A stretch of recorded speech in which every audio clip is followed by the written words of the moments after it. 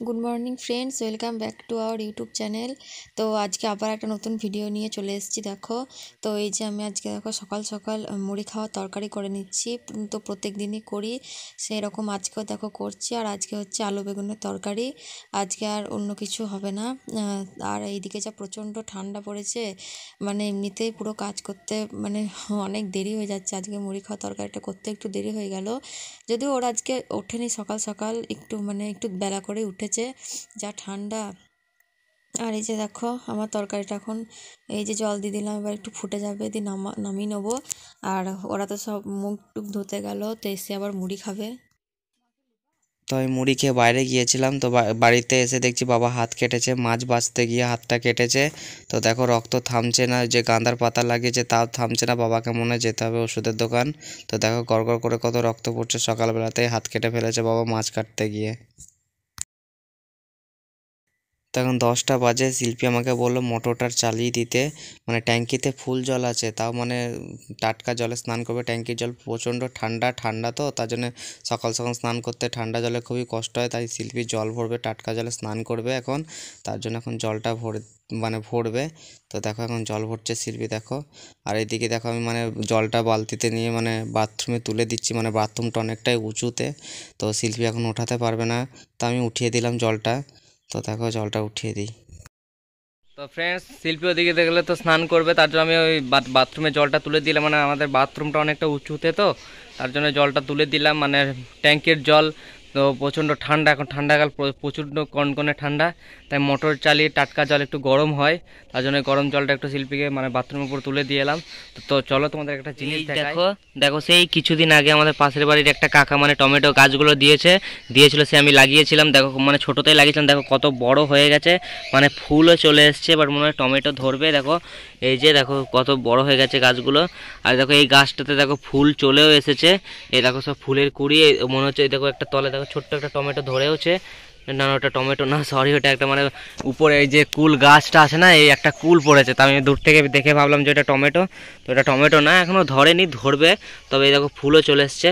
আর এই দেখে দেখো বেগুন গাছগুলো আছে, ওই যে দেখছি, যে দেখো একটা গাছে বেগুন ধরেছে, ওই দূরে একটা দেখে গাছে বেগুন ধরে আছে, এদিকে লঙ্কা গাছগুলো আছে। তো এই টমেটো গাছগুলো সেই কিছুদিন আগে লাগিয়েছিলাম, তো বড় হয়ে গেছে, এবার টমেটো ধরবে।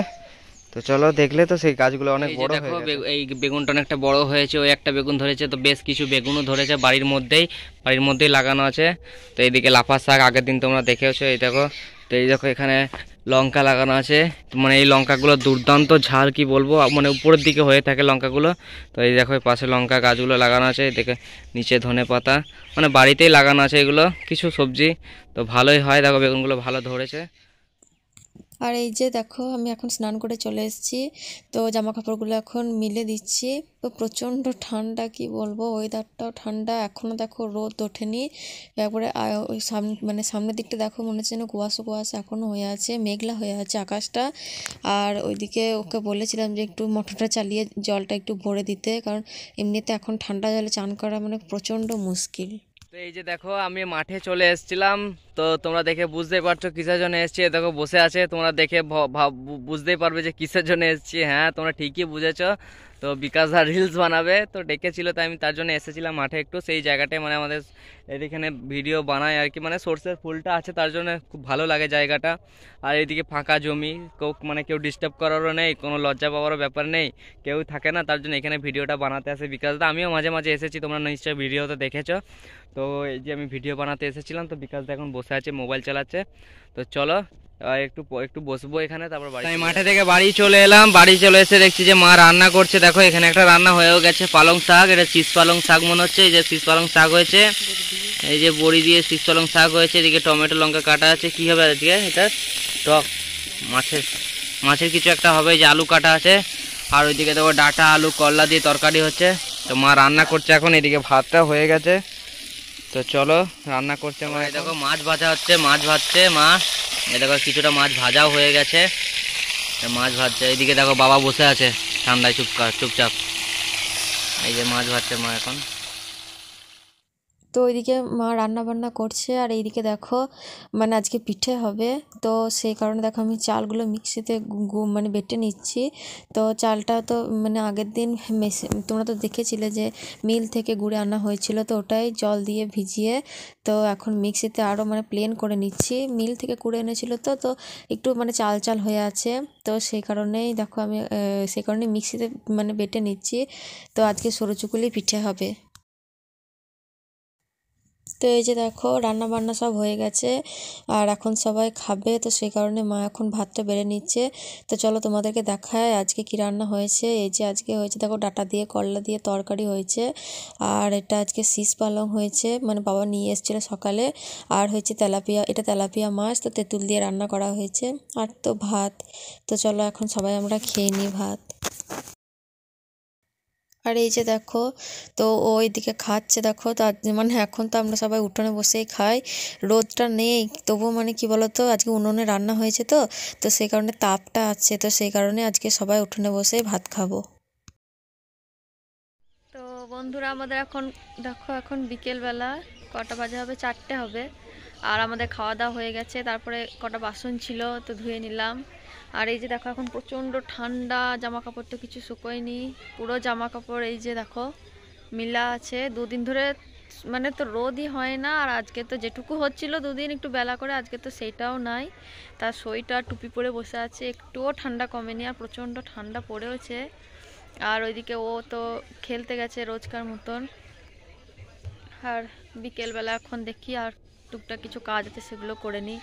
আর আজকে আমাদের পিঠে হবে, তোমরা তো দেখলে যে আজকে চাল মানে মিক্সিতে চাল কিছুটা বেটে নিচ্ছিলাম। তো চলো তোমাদেরকে আজকে দেখায়, আজকে একটা অন্যরকম পিঠে হবে।